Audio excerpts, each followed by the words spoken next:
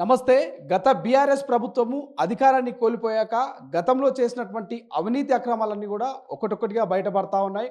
మనం నిన్న మొన్న చూస్తూ ఉన్నాము. గొర్రెల స్కీమ్ కాదు, పెద్ద స్కామ్ అనేది 700 కోట్ల రూపాయల స్కామ్ అంటూ ఒక వార్త వింటా ఉన్నాం. మరోవైపు డబుల్ బెడ్రూమ్లలో అవినీతి, చేపలలో అవినీతి, అన్ని రకాలుగా అవినీతి అక్రమాలన్నీ కూడా అధికారం కోల్పోయిన తర్వాత కొత్తగా కాంగ్రెస్ ప్రభుత్వం అధికారంలోకి వచ్చిన తర్వాత ఒక్కొక్కటిగా బయటపడుతున్నాయి.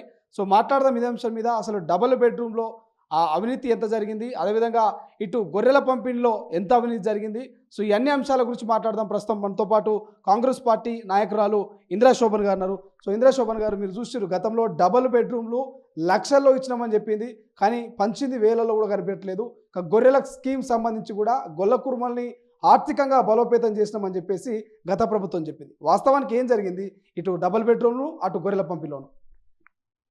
కేసీఆర్ గారు ఒకటే మాట చెప్పారు, మేము సామాజిక వర్గాలని బలోపేతం చేస్తున్నామని చెప్పాడు. ఎట్లా చేస్తున్నారంటే చేపలు ఇస్తున్నాం, గొర్రెలు ఇస్తున్నాం, బర్రెలు ఇస్తున్నాం అని చెప్పినారు. సో ఇప్పుడు మీరు ఇందాక చెప్పినటువంటి గొర్రెల స్కీమ్ ఇది ఇవాళ నేను ఒక 4 years బ్యాకే ఈ గొర్రెల స్కీమ్ గురించి నేను చెప్పాను.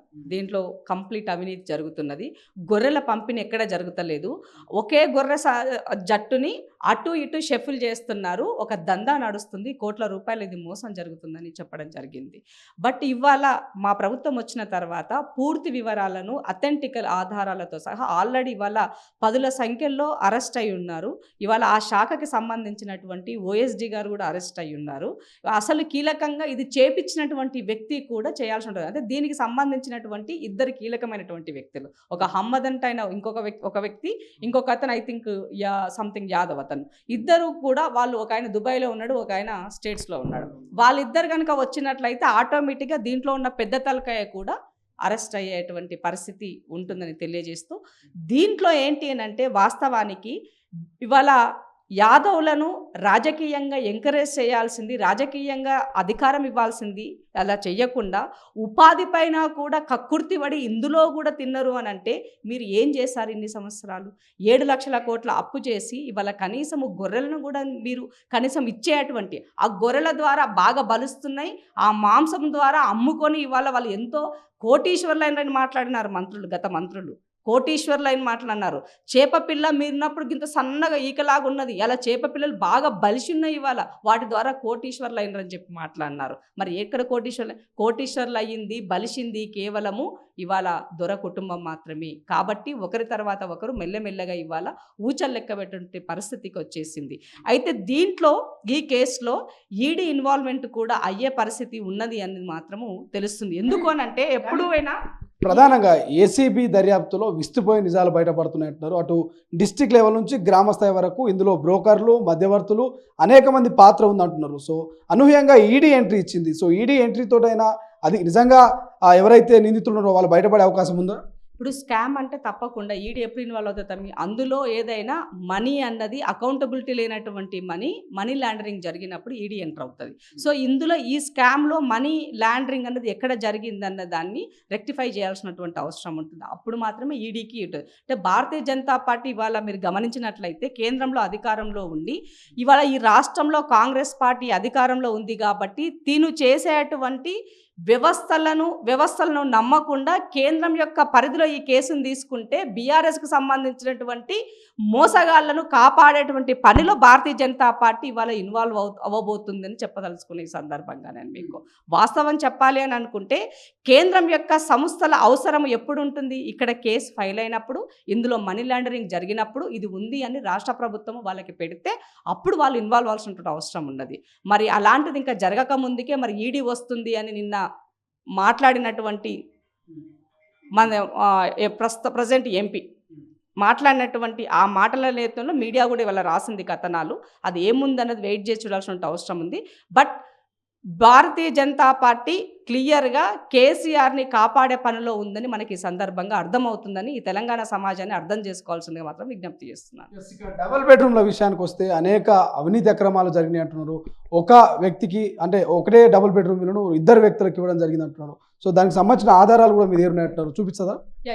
తప్పకుండా తమ్మి. ఇప్పుడు కేసీఆర్ గారు అధికారంలోకి వచ్చిన తర్వాత 15లో ఈ స్కీమ్ని 16లో మొదలుపెట్టారు. ఈ స్కీమ్ని మొదలుపెట్టినప్పుడు ఏం చెప్పారంటే రూరల్లో అర్బన్లో కలిపి దాదాపుగా 2,91,000 మందికి మేము ఈ ఇండ్లు మంజూరు చేస్తున్నామని చెప్పడం జరిగింది. అయితే మంజూరు చేస్తామన్నటువంటి ఇండ్లలో ఆయన పూర్తిగా కంప్లీట్ చేసి ఇచ్చినటువంటి కేవలం 1,41,865 మాత్రమే కంప్లీట్ చేశారు. లబ్ధిదారులకు ఇచ్చిన ఇండ్లు కేవలం 46,973 ఇండ్లు మాత్రమే లబ్ధిదారులకు ఇచ్చారు. మీరు చెప్పిన సంఖ్య దాదాపు 3 లక్షలు, ఇచ్చింది కేవలం 46,000. అంటే ఎంత డిఫరెన్స్ ఉందో ఆలోచించండి. హైదరాబాద్ పరిధిలో 1,00,000 ఇండ్లు అని చెప్పారు, మీరు ఇచ్చింది కేవలం హైదరాబాద్ పరిధిలో జస్ట్ 4,179 ఇండ్లు మాత్రమే హైదరాబాద్ పరిధిలో ఇచ్చారు. ఇది నేను చెప్పట్లేదు, మీరు ఇచ్చినటువంటి ఆర్టీఐ ఇన్ఫర్మేషనే ఈ లెక్కలన్నీ కూడా తెలియజేస్తున్నాయి. ఇది నేను చెప్పట్లేదు, జిల్లాల వారీగా ఉన్నటువంటి ఇన్ఫర్మేషన్ ఇది జిల్లాల వారీగా రూరల్ అండ్ అర్బన్లో ఉన్నటువంటిది. వీటితో పాటు 2 BHK ఇంకా ఎక్కడెక్కడ ఎవరెవరికి ఎంత బడ్జెట్ అలగేషన్స్, ఇది కూడా బడ్జెట్ 11,853 కోట్ల రూపాయలు ఖర్చు చేసినామని చెప్పారు. ఖర్చు చేసినటువంటి దాంట్లో హడ్కో నుంచే 8,744 కోట్ల రూపాయలు ఇది హడ్కో నుంచి అప్పు తీసుకున్నారు. ఇది కాకుండా ప్రధానమంత్రి ఆవాస్ యోజన కింద వచ్చినటువంటి ఇండ్లు ఇచ్చినటువంటి డబ్బు ఇది 1,300, ఇవి ప్రధానమంత్రి ఆవాస్ యోజన కింద ఇచ్చినటువంటి ఇండ్లు. ఇక్కడ వచ్చినటువంటి అమౌంట్ 1,201 కోటి. సో మొత్తం కలుపుకుంటే కేవలం అంటే కేసీఆర్ ఖర్చు పెట్టినటువంటి 11,853 కోట్లలో హడ్కో నుంచి ప్రధానమంత్రి ఆవాస్ యోజన వచ్చిన డబ్బులు కాక మీరు ఎక్స్ట్రా పెట్టింది కేవలం 1,907 కోట్ల రూపాయలు మాత్రమే మీరు ఖర్చు చేశారు. మిగతావి ఎక్కడా కూడా మీరు 1 రూపాయి కూడా చేయలే. దీంట్లో కూడా భారీగా మీరు మోసం చేశారని సందర్భంగా చెప్పదలుచుకున్నా. భారతీయ జనతా పార్టీ కేంద్రంలో అధికారంలో ఉండి ఇన్ని రోజులు 10 సంవత్సరాల్లో ఈ రాష్ట్ర ప్రజలకు ఇచ్చిన ఇండ్లు కేవలం 1,59,000 ఇండ్లు, 1,311 కోట్ల రూపాయలే. మరి మీరెందుకు ఇలా పేదవాడిని మోసం చేశారు అని అడుగుతున్నాను వాళ్ళ నేను. ఇదే కాంగ్రెస్ అధికారంలో ఉన్ననాడు ఉమ్మడి ఆంధ్రప్రదేశ్లో 2014 జూన్ 2వ తారీఖు వరకు మేము అధికారంలో వచ్చే వరకు కట్టించినటువంటి ఇండ్లు దాదాపుగా ఉమ్మడి ఆంధ్రప్రదేశ్లో ఉన్నటువంటివి 42,40,753 ఇండ్లు మేము ఇచ్చాం. మీరు కావాలంటే ఇక్కడ చూసుకోవచ్చు 2014 జూన్ 2 వరకు మేము ఇచ్చినటువంటి ఇండ్లు. అంటే పేదవాడి పట్ల ఆనాడైనా ఈనాడైనా చిత్తశుద్ధి ఉన్నది కాంగ్రెస్ అని చెప్పదలుచుకున్నాను నేను. ఇవాళ హైదరాబాద్ ప్రజల్ని మోసం చేశారు, రూరల్లో ఉన్నటువంటి ప్రజల్ని మోసం చేశారు.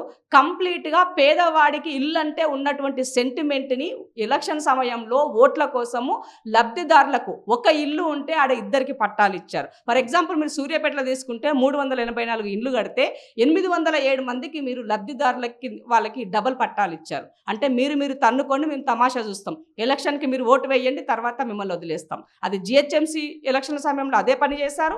దాని మూలంగా కొడుకుని పట్టణాభివృద్ధి శాఖ మంత్రిగా చేశారు. ఇవాళ లోకల్ ఎలక్షన్లో 2023 డిసెంబర్లో జరిగినటువంటి ఎలక్షన్లో కూడా ఇట్లాగే మీరు మోసం చేశారు. కాబట్టి ప్రజలు మీకు తప్పకుండా ఒకసారి ప్రజాకోర్టుల శిక్ష వేశారు. దీనికి టెక్నికల్గా ఇవాళ ఈ ఇండ్లన్నిటినీ కూడా పేదవాడికి ఇచ్చినటువంటి డబుల్ బెడ్రూమ్లో మీరు మోసం చేసినటువంటి ఇండ్లు, ఇవాళ పెండింగ్లో ఉన్నటువంటి ఇండ్లు, కట్టించినటువంటి ఇప్పుడు ఎలక్షన్ల ముందు మీరు కొల్లూరు, బాచుపల్లి అక్కడ కొన్ని దగ్గరలో ఒక ఎగ్జిబిషన్ లాగా ఒక 1,500, 600, 500 ఇండ్లు కట్టినామని చెప్పిన దగ్గర కూడా మౌలిక వసతులు లేవు. అక్కడ ఉన్న నీరు లేదు, ఎలక్ట్రిసిటీ లేదు, మరుగుదొడ్లు లేవు, ఎలాంటి వసతులు ఇవ్వకుండానే ఇల్లు కంప్లీట్. ఇల్లు అంటే 4 గోడలు కట్టి ప్లాస్టర్ వేస్తే ఇల్లు కాదు కదా, పూర్తి సౌకర్యాలు కలిపి. అంటే పేదవాడి జీవితం అంటే అంత చులకన, అంత చిన్న చూపు అన్నది మీకు ఇక్కడ కనబడుతుందని చెప్పదలుచుకున్నా. వీటితో పాటు ఇవాళ కేసీఆర్ కట్టిన గజ్వేల్లో డబల్ బెడ్రూమ్ ఇండ్లు చూసినట్లయితే కూలిపోయినటువంటి పరిస్థితి. ఇవాళ కేసీఆర్ ఫామ్ హౌస్ని ముట్టడించిన పరిస్థితి, హరీష్ రావుని ముట్టడించినటువంటి పరిస్థితి, జగదీశ్వర్ రావుని ముట్టడించినటువంటి పరిస్థితి. గత మంత్రులు ఎవరైనా కూడా ఎక్కడికి వెళ్ళినా కూడా ఇవాళ వాళ్ళని నిలదీస్తున్నారు ఇండ్ల విషయంలో. మన హైదరాబాద్ పరిధిలో ఏకంగా అయితే డబల్ బెడ్రూమ్ల పేరున లక్షల రూపాయలు మీకు ఇల్లు ఇస్తామని చెప్పేసి వాళ్ళ దగ్గర డబ్బులు వసూలు చేసినటువంటి పరిస్థితి. ఇవన్నీ కూడా ఒక్కొక్కటిగా ఇవాళ ప్రజలు ఇవాళ మా మధ్యకు వచ్చేసి చెప్తున్నటువంటి విషయాలని నా దగ్గర ఉన్నటువంటి ఆర్టీఐ పూర్తి వివరాలతో ఇవాళ ఈ సమాజాన్ని ఎడ్యుకేట్ చేయడం కోసమే ఇవి పెట్టాను. కాంగ్రెస్ అధికారంలోకి వచ్చిన తర్వాత రేవంత్ అన్న ప్రజాపాలనలో ప్రతి నియోజకవర్గానికి 3,500 ఇండ్లు లెక్క, మొత్తం అన్ని నియోజకవర్గాల్లో బడ్జెట్ను కూడా అలగేట్ చేసింది. 7,750 కోట్ల రూపాయలు 7,750 కోట్ల రూపాయలు బడ్జెట్ను కూడా అలగేట్ చేసేయడం జరిగింది. అంటే మా యొక్క చిత్తశుద్ధి గతంలో చాటుకున్నాం, ఇవాళ కూడా చాటుకుంటున్నామని చెప్పే ప్రయత్నం మీకు చేస్తున్నాను. అంటే ఇవాళ పేదవాడికి ఆనాడైనా ఈనాడైనా గ్యారంటీగా నిలబడ్డది కాంగ్రెస్ ప్రభుత్వమే నిలబడుతుంది, రేపు కూడా నిలబడుతుందని సందర్భంగా గుర్తు చేస్తున్నా. ఈ విషయంలో మోసం చేసినటువంటి వాళ్ళని తప్పకుండా న్యాయపరంగా, కోట్ల పరంగా, టెక్నికల్గా వాళ్ళు ఏ విషయాన్ని ఇవాళ గతంలో ఏం ఎప్పుడు చూసినా కూడా కాంగ్రెస్ ఏం చేసింది, స్కాములు తప్ప అని మాట్లాడినారు. మరి ఇలా బీఆర్ఎస్ ఏం చేసింది? మీరు అధికారం కోల్పోయిన తర్వాత మీ యొక్క లెక్కలన్నీ బయటపడుతున్నాయి కదా. మీకు లిక్కర్ పాలసీ అంటే దొరపాలనలో లిక్కర్ పాలసీ మాత్రం టెన్షన్గా అసలు అదే ఒక రోజు ముందే లిక్కర్ పాలసీ వస్తుంది. అదే పేదవాడికి అమ్మిన ఒక విద్యకు సంబంధించిన పాలసీలు రావు, పేదవాడికి సంబంధించిన ఇండ్ల పాలసీలు రావు. ఇలాంటివి ఏవి కేసీఆర్కి పట్టలేదు కాబట్టి కేసీఆర్ని ఫామ్ హౌస్కి పరిమితం చేశారు ప్రజలు. ఇవాళ ప్రజాపాలనని నమ్ముకున్నటువంటి ప్రజలు రేవంత్ అన్న నాయకత్వాన్ని నమ్మి ఇవాళ ప్రజల వైపు నిలబడ్డారు. కాబట్టి తప్పకుండా మీరు అవహేళన చేసినటువంటి ఇప్పుడు కేసీఆర్ గారు ఏం చెప్పారు, గతంలో డబల్ బెడ్రూమ్ ఇండ్లు మేము ఇవ్వకపోయినట్లయితే మీకు జాగా ఉంటే కట్టుకోవడానికి 5 లక్షలు ఇస్తామని వాళ్ళ మేనిఫెస్టోలో పెట్టారు. కానీ మేనిఫెస్టోలో పెట్టిన విషయాన్ని కూడా మోసం చేసి నేను 5 లక్షలు చెప్పలే 3 లక్షలు ఇచ్చిన అని చెప్పేసి అసెంబ్లీ సాక్షి చెప్పినటువంటి వ్యక్తి ఇవాళ అదే కాంగ్రెస్ ప్రభుత్వము మీకు ఇల్లుంటే మేము డబ్బులు ఇస్తాం 5 లక్షల రూపాయలు, ఎస్సీలు అయితే 6 లక్షలు ఇస్తాం, మీరు ఇల్లు కట్టుకోండి అని ఇవాళ మా మేనిఫెస్టోలో చెప్పాం. ఇవాళ ఇండ్లు కూడా మేము చెప్పినటువంటి గ్యారంటీలో ఈ ఇండ్ల పథకం కూడా ఉన్నది. కాబట్టి ఇవాళ గ్యారంటీలకి ఇవాళ వారంటీగా రేవంత్ అన్న నిలబడ్డాడు. కాబట్టి ఇవాళ ప్రజలు మమ్మల్ని నమ్మారు. మేము ప్రజలు ఇచ్చినటువంటి ఈ అధికారాన్ని బాధ్యతాయుతంగా ఏవైతే కేసీఆర్ కట్టి వదిలేసి సగంలోనే పెండింగ్లో ఉన్నటువంటి ఇండ్లు అవి మరమ్మతులు చేయడానికి ఇవాళ దాదాపు 350 నుంచి 400 కోట్ల రూపాయలు కావాలి. వాటికి కావాల్సినటువంటి వాటిని మరమ్మతులు చేసి బాధ్యతగా ఎవరికైతే నిజంగా ఇల్లు లేదో నిరుపేదలకు ఆ ఇండ్లు ఇస్తాము. వాటితో పాటు గతంలో మేము కట్టినటువంటి ఇండ్లు స్వగృహ కింద కట్టినటువంటి ఇండ్లు చాలా ఇండ్లు పెండింగ్లో ఉన్నాయి. ఆనాడు ఉమ్మడి తెలంగాణ వచ్చిన తర్వాత పిసిసి ప్రెసిడెంట్గా ఉత్తమ్ కుమార్ అన్న కానీ, తర్వాత రేవంత్ రెడ్డి అన్న కానీ, తర్వాత పొన్నాల లక్ష్మయ్య గారు కానీ కలిసి చాలాసార్లు రిప్రజెంట్ చేశారు. మీరు ఇండ్లను ఇవ్వండి, వాళ్ళకి కట్టినటువంటి ఇండ్లు అవి నిరుపయోగం అవుతున్నాయి, కూలిపోతున్నాయి, పేదవాడికి ఉపయోగపరచండి అని చెప్పడం జరిగింది. కానీ కేసీఆర్ పెడిచవన పెట్టి వాళ్ళు కట్టింది నేను ఇవ్వాలన్నా, నేను ఇస్తాను అన్నటువంటి అహంకారంతో పోయి ఇవాళ ప్రజల యొక్క సొమ్మును దుర్వినియోగం చేశారు. కానీ కాంగ్రెస్ పార్టీ బాధ్యతాయుతంగా పెండింగ్లో ఉన్నటువంటి ఇండ్లను పూర్తి చేస్తాం, పేదవాడికి ఇచ్చిన మాట నిలబెట్టుకుంటాం, తప్పకుండా ఇది పేదల ప్రభుత్వం అని నిలబెట్టుకుంటామని ఈ సందర్భంగా గుర్తు చేస్తున్నా. కానీ డబ్బులున్న దగ్గరలా మీరు ఎట్లెట్లా మోసం చేశారు, ఎంత మోసం చేశారు ప్రతిదీ కూడా ఇవాళ అధికారుల ద్వారా లెక్కల రూపకంగా బయటకు వస్తాయి. తప్పకుండా వీటన్నింటికీ కూడా శిక్షార్హులే. త్వరలోనే మిమ్మల్ని ఊచలు లెక్క పెట్టించేటువంటి పని ఇవాళ ప్రజాపాలన ప్రభుత్వం తీసుకుంటుందని సందర్భంగా తెలియజేస్తున్నాను. రైట్, ఇది మొత్తం మీద ఒక్కసారిగా అధికారం కోల్పోయినటువంటి గత బీఆర్ఎస్ పార్టీ ఇప్పుడున్నటువంటి ప్రతిపక్ష పార్టీకి సంబంధించినటువంటి అన్ని అవినీతి అక్రమాలన్నీ ఒకటొకటిగా బయటపడతా ఉన్నాయి. తీగ లాగితే డొంక కదిలినట్టుగా. సో ఇటువంటి డేటా అంతా కూడా అటు అధికార పార్టీ నాయకులు కావచ్చు, ఇతర సామాజిక స్పృహ ఉన్నటువంటి ప్రతి ఒక్కరు కూడా ఆధారాలతో బయట పెడుతున్నారు. ఆర్టీఏ ద్వారా ఆధారాలు తీసుకొని మరి ఎంత అవినీతికి పాల్పడరో అంతా చెప్తున్నటువంటి పరిస్థితి. చెప్పండి మేడం. ఒక విషయం గమనించాలి. ఇప్పుడు ఈ డేటా కనుక మీరు చూసినట్లయితే దీంట్లో ఇవి జిల్లాల వారీగా కట్టినటువంటి ఇండ్లు. ఇది కూడా డేటా కూడా 23 చూడండి, 23. సో ఈ కాపీ నాకు వచ్చింది July 7th month, 7th month 5th రోజు ఈ కాపీ నాకు వచ్చినటువంటి జస్ట్ ఎలక్షన్లకి 2 months బిఫోర్. సో అంటే మీరు చూడండి, 0 ఇది ఏ జిల్లా? ములుగు జిల్లా. ఇక్కడ 0 ఇది ఏ జిల్లా? ఇది మన నారాయణపేట జిల్లా. అలాగే ఇక్కడ ఇంకొక 0 ఉంటుంది, వికారాబాద్ జిల్లా. ఈ 3 జిల్లాల్లో ఒక్క ఇల్లు కూడా 2 BHK కట్టేయలేదు మీరు. 33 జిల్లాల్లో ఈ 3 జిల్లాల్లో ఒక్క ఇల్లు కూడా. అత్యధిక కట్టించినటువంటి ఎవరిది? హరీష్ రావు 7,252. 7,252 సిద్దిపేట్ హరీష్ రావు. సెకండ్ ప్లేస్ ఎక్కడ? 4,200. ఎవరైనా? జగిత్యాల అంటే ఎవరు? కవిత అండ్ కేటీఆర్. అంటే ఆ కుటుంబ సభ్యులకి సంబంధించిన దగ్గరలో మాత్రమే ఇండ్లు కట్టి. ఇక్కడ థర్డ్ ప్లేస్ 3,424. ఎవరిది? ఖమ్మం పువ్వాడ అజయ్. అంటే ఇంకొక విషయానికి ఇక్కడికి వచ్చినట్లయితే ఇంకోటి సిరిసిల్ల ఉంటుంది, కేటీఆర్ గారిది. ఇది చూడండి 2,181 ప్లేస్. తర్వాత సంగారెడ్డి, ఇది కూడా హరీష్ రావుది, 2,885. అంటే కేవలం వాళ్ళకి సంబంధించిన దగ్గర మాత్రమే ఇచ్చినటువంటి దాంట్లో అరకొర కూడా పూర్తి చేశారు, మిగతా దగ్గరలో చేయలేదు. కాబట్టి వాళ్ళకి చిత్తశుద్ధి ప్రజల పట్ల లేదు. కేవలము వాళ్ళ యొక్క ఆర్థిక మూలాల పట్ల, డబ్బు పట్ల, దోచుకునే దాని పట్ల మాత్రం వాళ్ళకి చిత్తశుద్ధి ఉందని ఈ సందర్భంగా గుర్తు చేస్తున్నాం.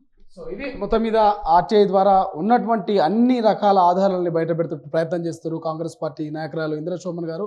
సో చూద్దాం, వరుస అవినీతి అక్రమాలు బయటపడుతున్నాయి. చేప పిల్లల పంపిణీ నుంచి ఏదైతే గొర్రెల పంపిణీ వరకు, ఇటు డబుల్ బెడ్రూమ్ల పంపిణీ వరకు ప్రతి ఒక్క దాంట్లో కూడా అవినీతి అక్రమాలు జరిగినాయి. గత ప్రభుత్వంలో బాగా దాచుకున్నారు. వాటినంతా కక్కిస్తాం, నిజంగా ఎవరైతున్నారో వాళ్ళందరినీ జైలుకు పంపిస్తామనేటువంటి రీతిలో, పేద ప్రజలకు ఆ డబుల్ బెడ్రూమ్లను కూడా పంపిణీ చేసి న్యాయం చేస్తామనేటువంటి రీతిలో అధికార పార్టీ నాయకులు చెప్తున్నటువంటి సిచ్యువేషన్. సో చూద్దాం ఏం జరగబోతుంది ఈ గొర్రెల పంపిణీకి సంబంధించినటువంటి ఆ స్కామ్లో కావచ్చు, అదేవిధంగా చేపల స్కామ్లో కావచ్చు, డబుల్ బెడ్రూమ్ల స్కామ్లో ఏం జరగబోతుంది అనేది భవిష్యత్తులో చూడవలసిన అవసరం ఉంది. కెమెరా పర్సన్ అజయ్తో శ్రీశైలం, తొలి వెలుగు, హైదరాబాద్. అసలైన తొలి వెలుగు. ఫాలో వాట్సాప్ @తొలి వెలుగు official.